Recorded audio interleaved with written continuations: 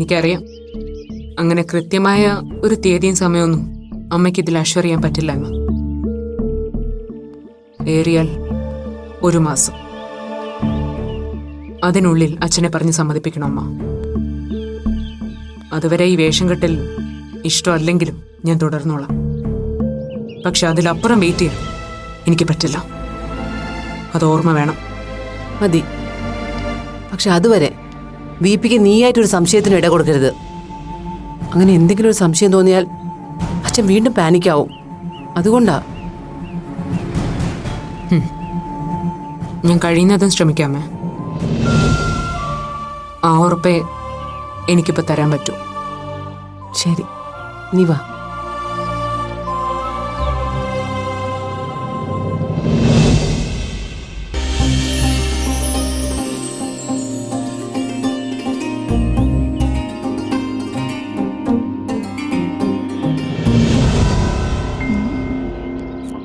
എടാ മക്കളെ, നമ്മുടെ അപ്പുക്കുട്ടൻ ഇവിടെ എവിടെയോ ഉണ്ട്. അത് നിനക്കെങ്ങനെ അറിയാം? നീ എന്താ മണം പിടിച്ച ആളിനെ കണ്ടെത്താൻ സ്നിഫർ ഡോഗാണോ? അല്ലട പോത്തെ, ദേ ഈ ഇരിക്കുന്ന ബുള്ളറ്റ് ആ പിശാചിന്റെയാ. അവളുടെ ബുള്ളറ്റ് നമ്പർ എനിക്ക് കാണാൻ പാടവാ. നേരാണല്ലോ, ഈ വണ്ടി അവളുടെ തന്നെയാ. അവളെന്താ ഇവിടെ? അവൾക്കെന്താ ഇവിടെ വന്നൂടെ? ബ്രോ, അങ്ങനെയാണെങ്കിൽ അവള് തനിച്ചായിരിക്കില്ലെന്ന് ഉറപ്പാ. അപ്പുമോൻ ഇവന്റെ മാളൂസിനെയും കൂട്ടി കാറ്റുകൊള്ളാൻ ഇറങ്ങിയതാവും. യെസ്, ചിലപ്പോ അതിനൊരു സാധ്യത കാണുന്നുണ്ട്. അങ്ങനെയാണെങ്കിൽ രണ്ടിനെ കൈയോടെ പൊളിച്ചടുക്കണം നമുക്ക്. No way. മാളവിക എന്തായാലും അവളുടെ കൂടെ കാണാൻ യാതൊരു ചാൻസും ഇല്ല. അത് ഉറപ്പാ.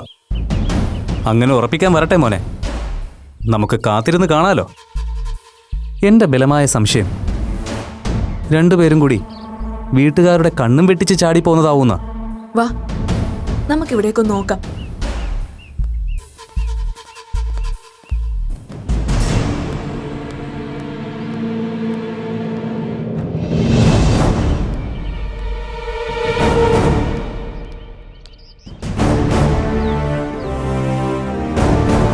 ദേ, ആ വരുന്ന ആരാ നോക്കി. സാംകുട്ടിയുടെ ഗസ് പാളിയല്ലോ. ആ മുതലിന്റെ കൂടെ വേറെ ആരോ ആണ്. അത് അവളുടെ മമ്മിയാ.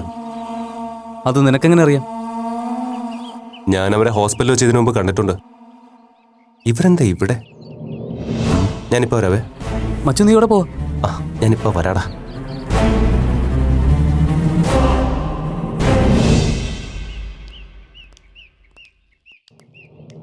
അപൂർവ, എക്സ്ക്യൂസ് മീ. ഹലോ ആൻറ്റി, എന്നെ മനസ്സിലായോ? അമ്മ, ഇത് അരുൺ ഭാസ്കർ. അരുൺ എൻ്റെ കോളേജ് മേറ്റാ. ഓ, അരുൺ ഭാസ്കർ, നമ്മുടെ മാളുവിന്റെ. അതെ, നമ്മൾ തമ്മിൽ കണ്ടിട്ടുണ്ട് അന്ന് ഹോസ്പിറ്റലിൽ വെച്ച്. ഉവ്വ്, എനിക്കിപ്പോ മനസ്സിലായി. അരുൺ എന്താ ഇവിടെ? വെറുതെ ഉച്ചകഴിഞ്ഞ് ക്ലാസ്സിലായിരുന്നു. അപ്പോൾ ഫ്രണ്ട്സുമായിട്ടൊന്ന് കറങ്ങാൻ ഇറങ്ങിയതാ. അങ്ങനെ ഇവിടെ വന്നേ. ആൻറ്റി, ഒരു മിനിറ്റ്, ഞാൻ അപൂർവമായിട്ടൊന്ന് സംസാരിച്ചോട്ടെ? ഓ യെസ്, അതിനെന്താ? അപൂർവ, ഒന്ന് വന്നേ. അപ്പോ പോയിട്ടോ.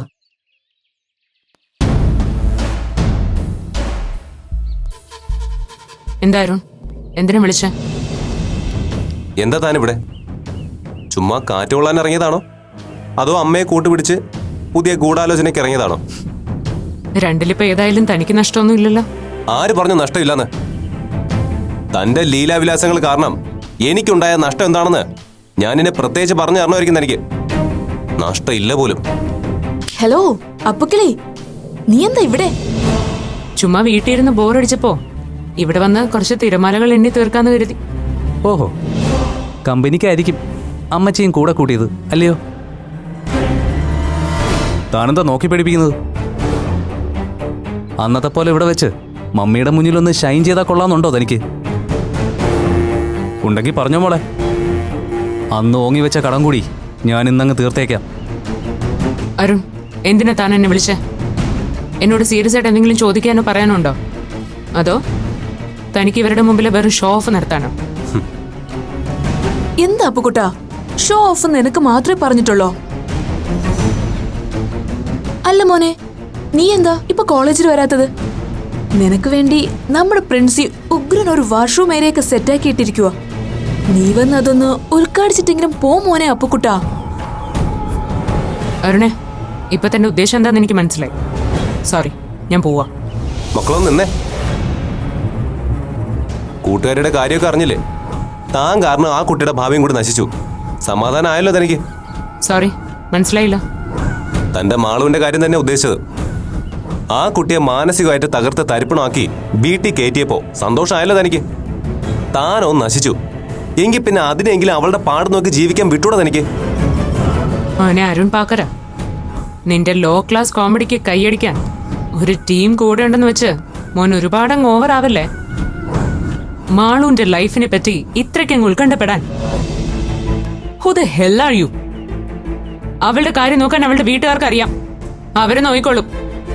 അവളുടെ കാര്യം ഓർത്ത് താൻ ഒരുപാടങ്ങ് വ്യാകുലപ്പെടണ്ട. അത് പറയാൻ നിനക്കെന്താ അവകാശം? ദേ, ഒരു കാര്യം ഞാൻ പറഞ്ഞേക്കാം. ഇനി ആ കുട്ടിയുടെ പുറകെ ഉടായ്പ നമ്പറുമായിട്ട് നടന്ന് അതിന്റെ ലൈഫ് നശിപ്പിക്കാൻ നോക്കിയാ നീ എന്ത് ചെയ്യടാ? എന്തെന്ന് പറയടാ. ഡേ, ചുമ്മാ ഷോ ആണിക്കല്ലേ നീ? വേഷം കേട്ട് ഞങ്ങളോട് എടുത്താ പബ്ലിക്കായി നിർത്തി പെട്രോൾ ഒഴിച്ച് കത്തിച്ചളയും. പറഞ്ഞേക്കാം. എന്നാ കത്തിക്കടാ. നീ ആൺകുട്ടിയാണെങ്കിൽ കത്തിക്കടാ. അപ്പോ എന്താ ഇത്? അരുൺ, എന്താ ഇതൊക്കെ? മോളോടൊന്ന് മര്യാദയ്ക്ക് നടക്കാൻ പറഞ്ഞതാ ആന്റി. അപ്പൊ അവക്കത്ര പിടിച്ചില്ല.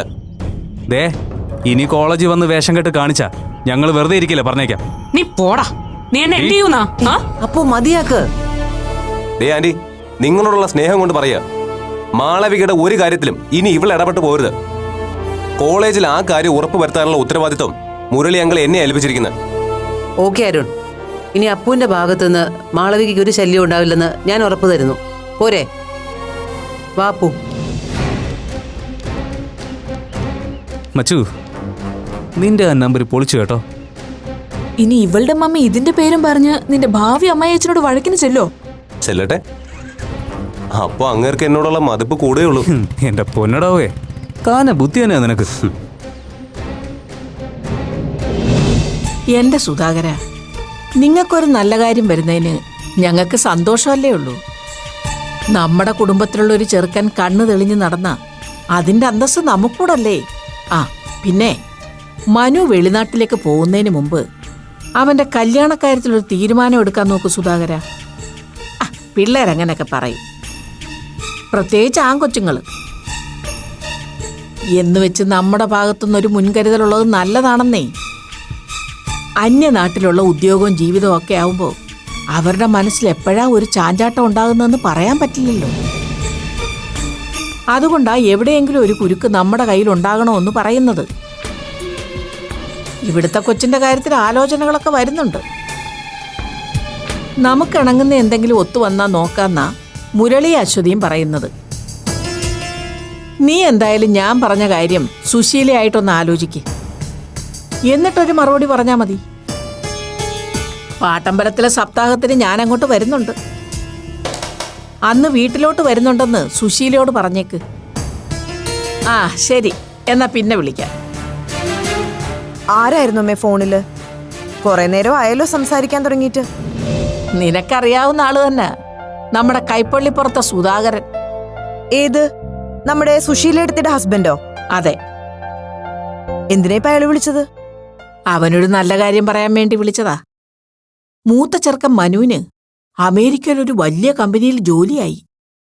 1-2 മാസത്തിനകത്ത് പോകാന്ന്. എനിക്കറിയാമേ ആ പയ്യനെ. പണ്ട് അവനെയും കൂട്ടി സുശീലയുടെ ബാങ്കിൽ വന്നിട്ടുണ്ടായിരുന്നു, എഡ്യൂക്കേഷൻ ലോണിന്. അന്ന് എന്തൊക്കെയോ ഡോക്യുമെന്റ്സിന്റെ പ്രശ്നത്തില് ലോൺ പാസ്സാകാതെ പോയേനെ. പിന്നെ എന്റെ സ്പെഷ്യൽ റെക്കമെൻഡേഷനിലാ മാനേജർ സാങ്ഷൻ ചെയ്തത്. ആ കാര്യം ആരുടെയോ കല്യാണത്തിന് കണ്ടപ്പോ സുധാകരനും സുശീല എന്നോട് സൂചിപ്പിച്ചിരുന്നു. അന്ന് മറ്റൊരു കാര്യം കൂടി അവര് വലിയ താല്പര്യത്തോടെ എന്നോട് സംസാരിച്ചു. എന്ത് കാര്യം? ആ പയ്യന് വേണ്ടി നമ്മുടെ മാളുവിനെ ഒന്ന് ആലോചിച്ചാലോ എന്ന്. സുധാകരൻ അന്ന് കടക്കണിയിൽ പെട്ടുകിടക്കുന്ന സമയമായതുകൊണ്ട് ഞാനതിന് വലിയ താല്പര്യം കാണിച്ചില്ല. പക്ഷെ ഇപ്പോഴത്തെ അവരുടെ കാര്യങ്ങളൊക്കെ അറിഞ്ഞപ്പോ ആ കാര്യം ഒന്നുകൂടൊന്ന് ആലോചിച്ചാൽ കൊള്ളാമെന്ന് തോന്നുന്നു. എന്താ നിന്റെ അഭിപ്രായം? ഇതിനിപ്പോ ഞാൻ എന്ത് പറയാനാമേ? മുരളി എത്തിയല്ലോ. ഞാൻ എന്തായാലും ഈ കാര്യം മുരളിയായിട്ടൊന്ന് സംസാരിക്കാൻ പോവുക.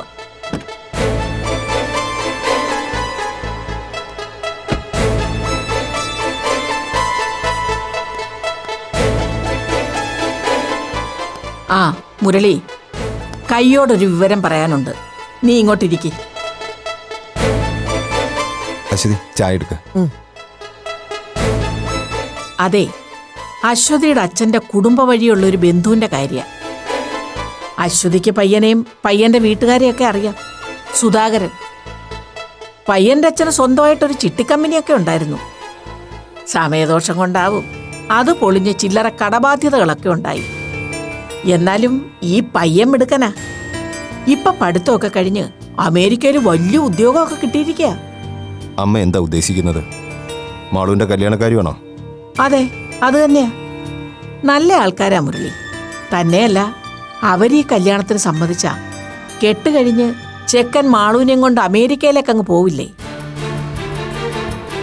അവിടെ പോയി ഒരു കുടുംബജീവിതമൊക്കെ ആവുമ്പോൾ പിന്നെ ഇവിടുത്തെ കൂട്ടുകെട്ടിന്റെ കാര്യമൊക്കെ അവളങ്ങ് മറന്നോളൂ.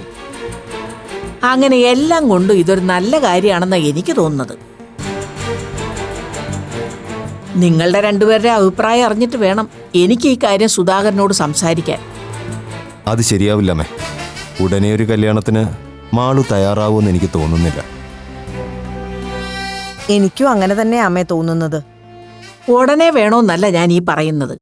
പൂജയൊക്കെ കഴിഞ്ഞ് അവളുടെ മനസ്സൊന്ന് ശാന്തമാകുമ്പോൾ നമുക്ക് ഈ കാര്യം പതിയെ അവളോട് പറയാം. കെട്ടാൻ പോകുന്ന പയ്യൻ അമേരിക്കയിലെ ഉദ്യോഗക്കാരനാണെന്നറിയുമ്പോൾ അവക്കും എതിരഭിപ്രായമൊന്നും ഉണ്ടാകാൻ വഴിയില്ലെന്നാണ് എനിക്ക് തോന്നുന്നത്. മുരളിയേട്ടൻ എന്താ ആലോചിക്കുന്നത്? ആ അരുണിൻ നിന്നെ കാണാൻ വന്നിരുന്നു. മാളുവിന്റെ കോളേജിലെ ആ പയ്യനോ? എന്തിനാ അരുൺ വന്നത്?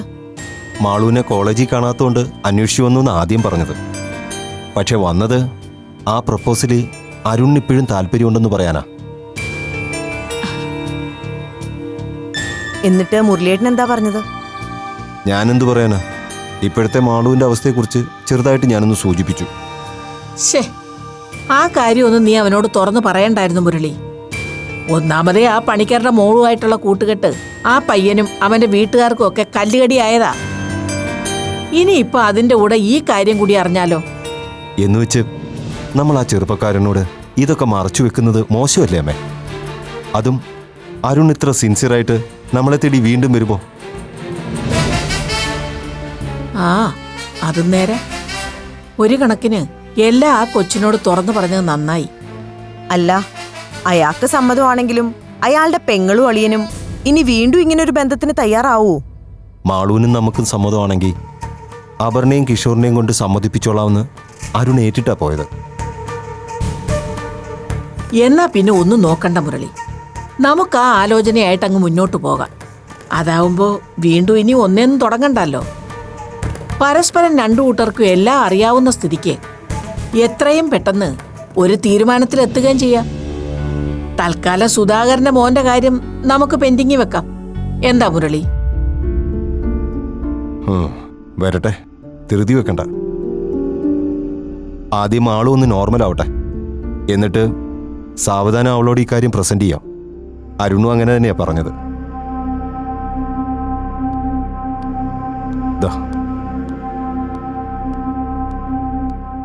കണ്ടോ അച്യുതി, ആ നാശം പിടിച്ച കുടുംബമായിട്ടുള്ള അടുപ്പം നിർത്തിയപ്പോ തന്നെ മുടങ്ങിക്കിടന്ന കാര്യങ്ങളൊക്കെ വീണ്ടും ശരിയായി വരുന്നത് കണ്ടോ? ഇനി ആ പൂജ കൂടി ഒന്ന് നടന്നു കഴിഞ്ഞാ എല്ലാം മംഗളമാവും. നീ നോക്കിക്കൂ.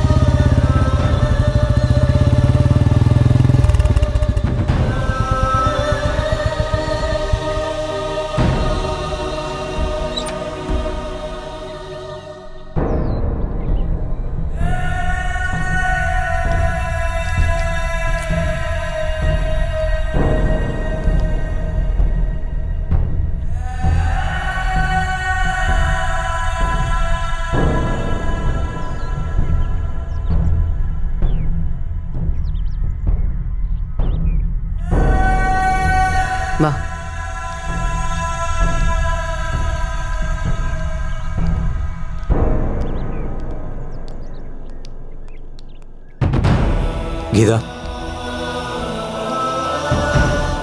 എവിടെയായിരുന്നു രണ്ടുപേരും? വെറുതെ ഒരു കറക്കം.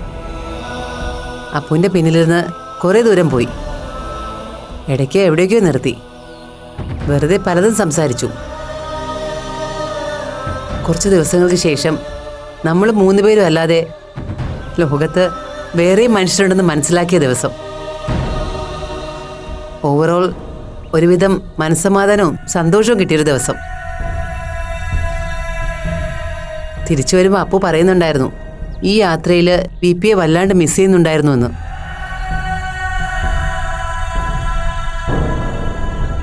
പിന്നെ ഇവിടുന്ന് പോയപ്പോൾ VP എന്നോടൊരു ചോദ്യം ചോദിച്ചില്ലേ, അപ്പു എന്ന മോളോടൊപ്പമാണോ അതോ മോനോടൊപ്പമാണോ എൻ്റെ യാത്രയെന്ന്. ആ ചോദ്യത്തിന് അപ്പം മറുപടി പറയാൻ എനിക്ക് കൺഫ്യൂഷൻ ഉണ്ടായിരുന്നു.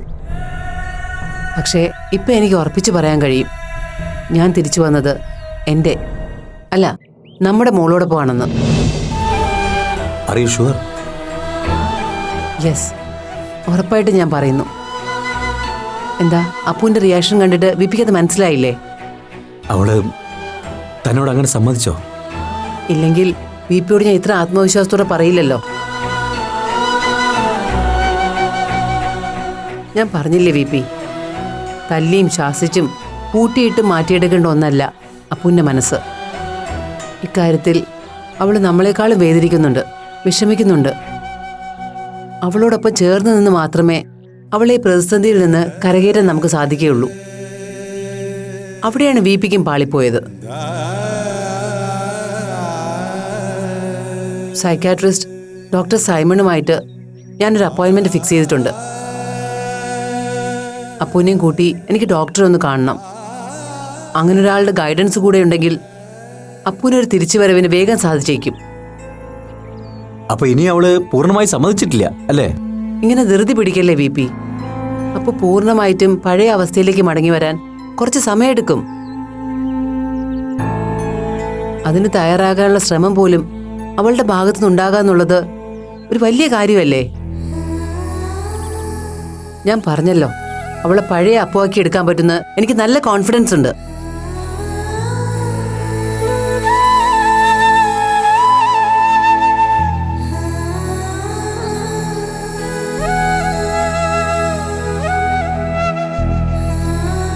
ഇനി അതിന് വേണ്ടത് ഒരച്ഛനെന്ന നിലയിൽ VPയുടെ ഫുൾ സപ്പോർട്ടാണ്. അവളോടുള്ള ദേഷ്യവും വെറുപ്പും ഒക്കെ മറന്ന് പഴയതുപോലെ അവളോട് സ്നേഹത്തോടെ പെരുമാറണം. VP അവളുടെ ബെസ്റ്റ് ഫ്രണ്ട് ആവണം. ജീവിതത്തിന്റെ നല്ല വശങ്ങളെക്കുറിച്ച് പറഞ്ഞ് അവളെ മോട്ടിവേറ്റ് ചെയ്യണം. VP കൂടെ മനസ്സ് വെച്ചാലേ അവളെ നമ്മൾ ആഗ്രഹിക്കും പോലെ ആക്കിയെടുക്കാൻ പറ്റൂ.